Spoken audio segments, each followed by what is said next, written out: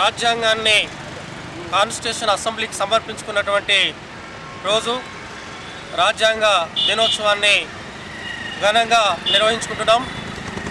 అయితే భారతదేశానికి స్వతంత్రం వచ్చి 78 సంవత్సరాలు దాటినప్పటికీ ఈ దేశంలో ఉన్నటువంటి అత్యధిక ప్రజలకి, బహుజనులకి, బీసీ, ఎస్సీ, ఎస్టీ, మైనారిటీ వర్గాలకి ఈ దేశంలో చట్టసభలో కానీ విద్యా ఉద్యోగ రంగాల్లో కానీ ప్రాతినిధ్యం లేకుండా జరుగుతూ ఉంది.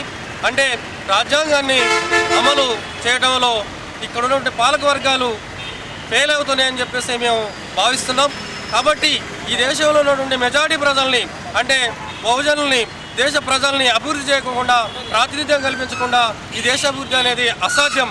కాబట్టి ఇక్కడ ఉన్నటువంటి పాలక వర్గాలు ఇవాళ భారతదేశం నా మాతృభూమి అని చెప్పి, భారతీయులందరూ నా సోదరులు అని చెప్పేసి మనం ప్రతిజ్ఞ చేసుకుంటున్నాం.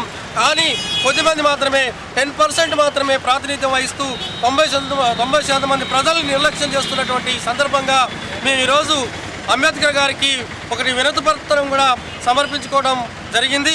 కాబట్టి పాలకపక్షాలు ఇక్కడ ఉన్నటువంటి సామాజిక వర్గాల్ని, అత్యధిక ప్రజల్ని ప్రాతినిధ్యం చేసే విధంగా వాళ్ళు చర్యలు తీసుకోవాలని చెప్పి 42% కామారెడ్డి డిక్లరేషన్ ఇచ్చినటువంటి మన రేవంత్ రెడ్డి గారి ప్రభుత్వం ఇవాళ బీసీలని మోసం చేసింది.